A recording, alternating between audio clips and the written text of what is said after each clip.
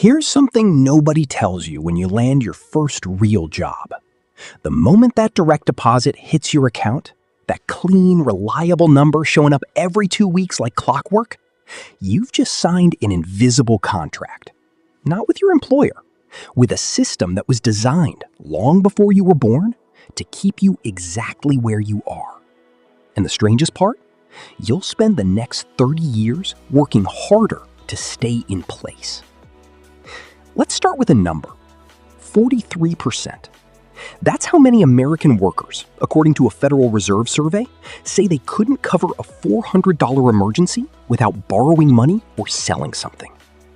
Not people who are unemployed, not people living on the street, people with jobs, people with salaries, people who by every official measure are doing fine.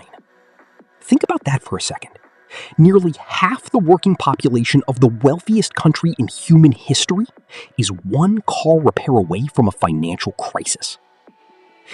This is not a personal failure story. This is a system story. And once you see how the system works, you can't unsee it.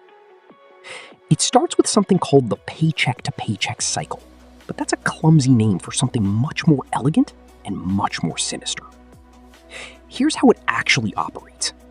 You get a job. You get a salary. Let's say $60,000 a year, which sounds like a lot when you're 23 and coming from nowhere. Before that money ever touches your hands, the government takes its share. Federal taxes, state taxes, Social Security, Medicare. You're looking at somewhere between 25 and 32% gone before you see a single dollar. So your $60,000 is now closer to $42,000 in actual take-home pay. Fine, that's the deal. Everybody knows about taxes. But here's where it gets interesting. Now you need a place to live. The average rent for a one-bedroom apartment in a mid-sized American city, not New York, not San Francisco, just a regular city where regular jobs exist, is somewhere around $1,400 to $1,600 a month. That's $18,000 a year out of your $42,000. You need a car because the job is in the suburbs and public transit is a polite fiction in most American cities.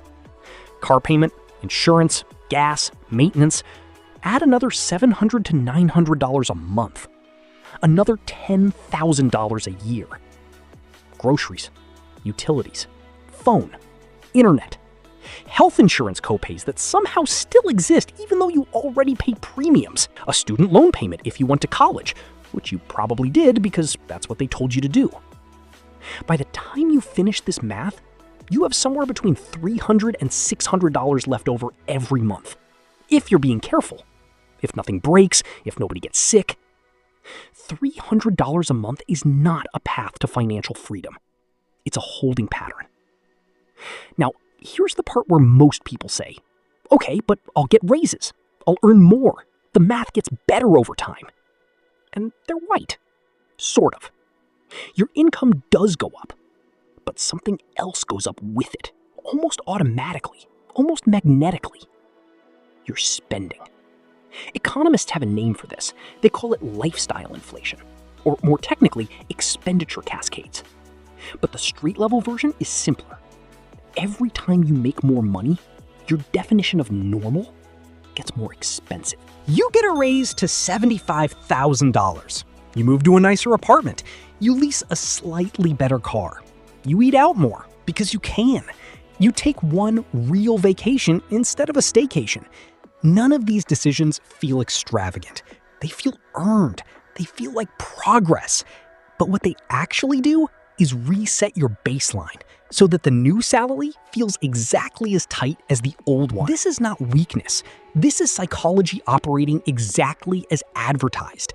Humans are extraordinarily good at adapting to new normals and extraordinarily bad at noticing when that adaptation is working against. The treadmill gets faster. You run faster. The distance between you and financial independence stays roughly the same. But let's go deeper, because the lifestyle inflation piece is just the surface layer. The real mechanism, the one that almost nobody talks about in polite company, is the difference between how wealthy people earn money and how everyone else does. When you have a salary, you trade time for money. Every dollar you earn requires a unit of your life. You get sick for a week, you don't earn that week. You stop working, the money stops.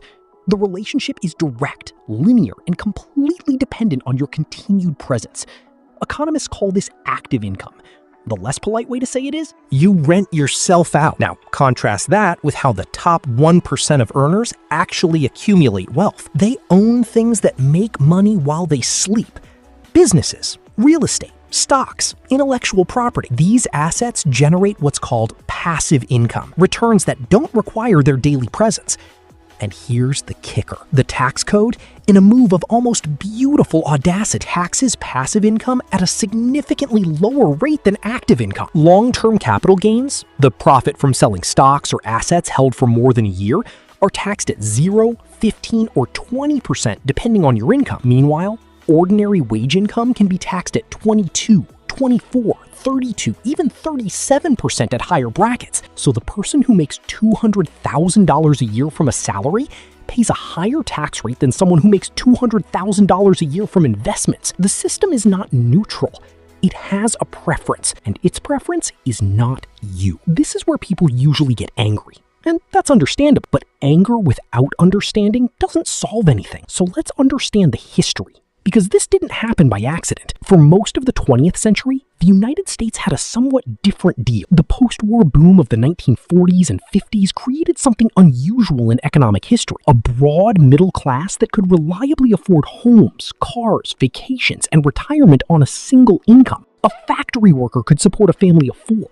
A teacher could own a house, not a fantasy, an actual documented reality. Several things happened to end that. Wages started decoupling from productivity in the 1970s. What that means in plain English, American workers kept getting more productive, making more stuff, providing more services, generating more profit for their employers. But their wages stopped reflecting that. Between 1979 and 2020, productivity in the United States grew by about 61%. Wages for typical workers grew by about 17%. That gap, that enormous widening gap, didn't disappear. It went somewhere.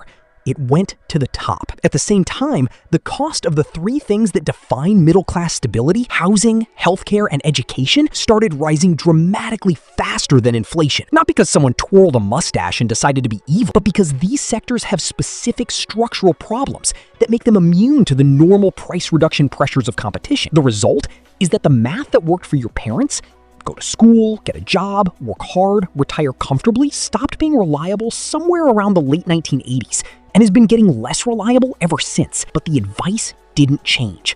The advice is still the same, and this is where the trap becomes architectural. It's not just that wages are too low or costs are too high, though both are true. It's that the entire infrastructure of adult American life is built around the assumption that you have a steady salary, and that infrastructure actively punishes you for trying to exit. Want to rent an apartment?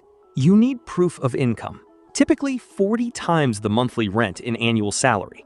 So a $1,500 a month apartment requires $60,000 in verifiable wage income. If you're trying to transition out of traditional employment, if you're freelancing, building a business, living off investments, landlords often won't take you, no matter how much money you actually have. Want a mortgage? Lenders want W-2s, 2 years of them, ideally. Your consistency and predictability as an employee is literally the collateral. Health insurance, for most Americans, still runs through employers.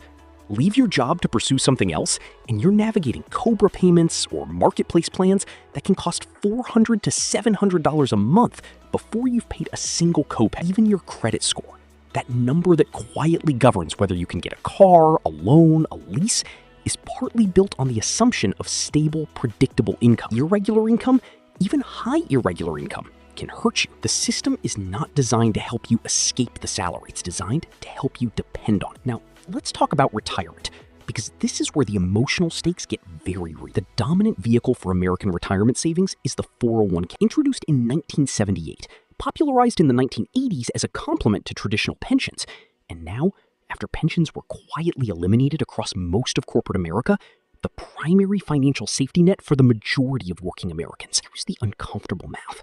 To retire with anything resembling stability, most financial planners suggest you need roughly 25 times your annual expenses saved. This is based on something called the 4% rule. The idea that you can withdraw 4% of your portfolio per year without running out of money over a 30-year retirement. If you spend $50,000 a year in retirement, you need $1.25 million. If you spend $70,000, you need $1.75 million.